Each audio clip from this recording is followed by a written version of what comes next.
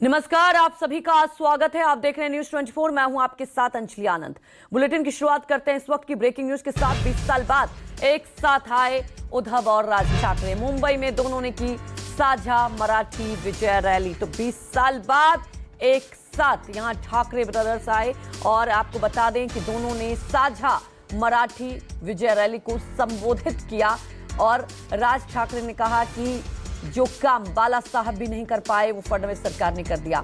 मुंबई में दोनों ने की साझा मराठी विजय रैली। इस वक्त की बड़ी खबर आपको बता दें मराठी भाषा को लेकर। जी हां, जिस तरह से महाराष्ट्र के सियासत में हिंदी भाषा को लेकर सियासत चरमाई हुई है और इसे लेकर आपको बता दें कि 20 साल बाद वो वक्त आया जब एक मंच पर दोनों भाई दिखाई दिए और यहां से उन्होंने साफ तौर पर यह चेतावनी भी दी कि अगर किसी को लगता है कि हम गुंडे हैं, जी राज ठाकरे ने यह भी कहा, अगर किसी को लगता है कि हम गुंडे हैं तो हैं, क्योंकि मराठी भाषा के लिए हम कुछ भी करने को तैयार हैं और यहां पर किसी की मनमर्जी नहीं चलेगी। एक मंच को आज साझा करते हुए दोनों भाई एक साथ नजर आए और राज ठाकरे ने कहा कि फडणवीस सरकार ने आज ये भी कर दिया। वहीं आपको बता दें कि उद्धव ठाकरे ने भी साफ तौर पर कहा कि भाषा के साथ जो राजनीति हो रही है वो आगे बर्दाश्त नहीं करेंगे।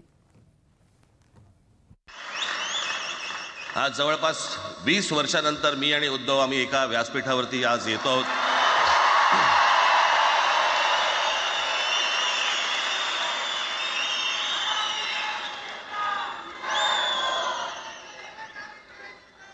जे माननीय बाळासाहेबांना जमलं नाही, जे अनेकांना जमलं नाही, आम्हाला दोघांना एकत्र आणायचं, ते देवेंद्र फडणवीसला जमलं।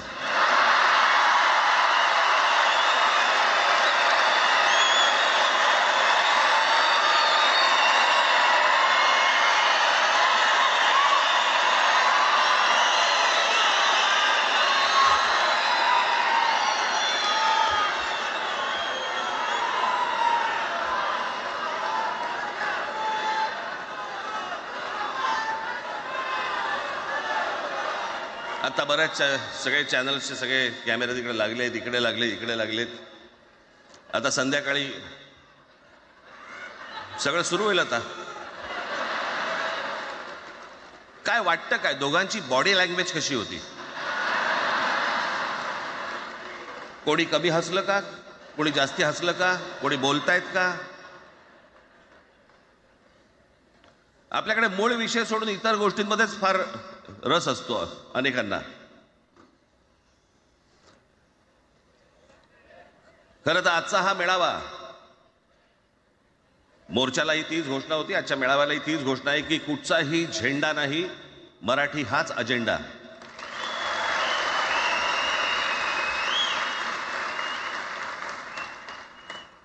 माझ्या मराठीकडे, माझ्या महाराष्ट्राकडे वेडा वाकड्या नजरेने पाहायचं नाही कोणी।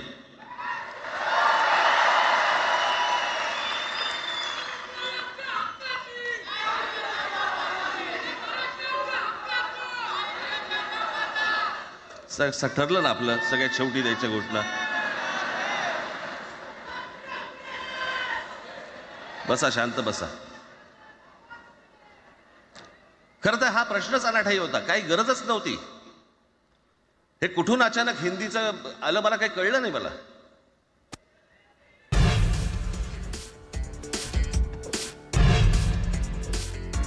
कई साल बाद राज से मुलाकात हुई। उद्धव ठाकरे ने कहा आज जब मंच साझा किया मराठी भाषा के लिए हम साथ आए हैं। उद्धव ठाकरे ने आज जब मंच को संबोधित कर रहे थे तब साफ तौर पर कहा कि राज ठाकरे ने जो किया वो सबने देखा है। जे काय चालू आहे म्हणजे आधी आपल्याला सुद्धा वाटलं होतं, कारण तेव्हा काश्मीरमध्ये 370 कलम होतं, ते हटवण्यासाठी शिवसेनेने पाठिंबा दिला आणि तेव्हा यांनी घोषणा दिली होती, एक निशाण, एक प्रधान, एक विधान। बरोबर आहे, देश एक असला पाहिजे, संविधान एक असलं पाहिजे, निशाण सुद्धा एकच, तो आपला तिरंगा असला पाहिजे। भाजपचं भांडी पुसायचं फडकं असतं कामा नये। ते फडकं म्हणजे आमचा राष्ट्रध्वज नाहीये, पण ते सगळं चाललंय एक एक एक एक त्याच्यानंतर आता नवीन एक टुमणं काढलं, 1 नेशन 1 इलेक्शन. म्हणजे हळुवारपणाने हे सगळं काही एक एक एक करत हिंदी, हिंदू, हिंदुस्तान, हिंदू आणि हिंदुस्तान मान्य आहे, पण हिंदीची सक्ती आम्हाला मान्य नाही. तुम्ही किती कमिट्या करा, हिंदीची सक्ती तुमचे 7 पिढ्या उतरल्या तरी आम्ही लावू देत नाही.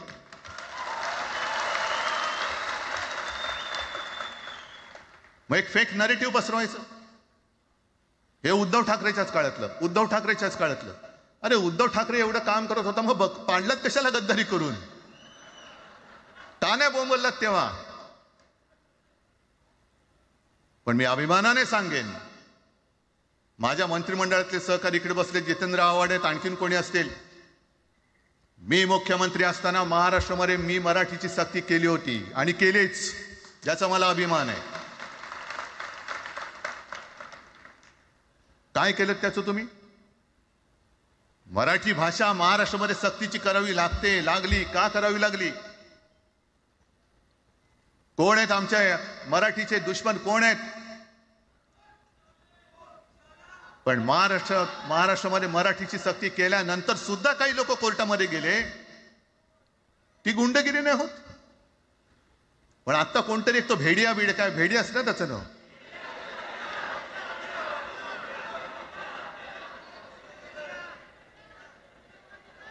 ही यांची सगळी पिलावळ आहे. तोडा फोडा आणि राज्य करा. आपण ज्या काही गोष्टी केल्या होत्या, हे म्हणतात म्हणे शिवसेनेने आजपर्यंत काय केलं? शिवसेना म्हणजे आता राज, मी तुला माझ्या सोबतच घेतो, कारण आपण तेव्हा एकत्रच होतो, आता सुद्धा पुढे एकत्र चाललेलो आहोत. त्याच्यामुळे आपलं सगळं तेव्हाच म्हणतोय, आपला एवढ्या वर्षाचा कालखंड. वहीं हमारे सहयोगी मुंबई से इंद्रजीत सीधे हमारे साथ लाइव जुड़ चुके हैं। इंद्रजीत, आज वो तस्वीर सामने आई महाराष्ट्र से जो 20 साल बाद दिखाई दी है। मराठी भाषा को लेकर एक साथ ठाकरे ब्रदर्स क्या समझे महाराष्ट्र की सियासत में, अब आगे क्या कुछ बदलाव और कितना इससे इंपैक्ट दिखाई देगा?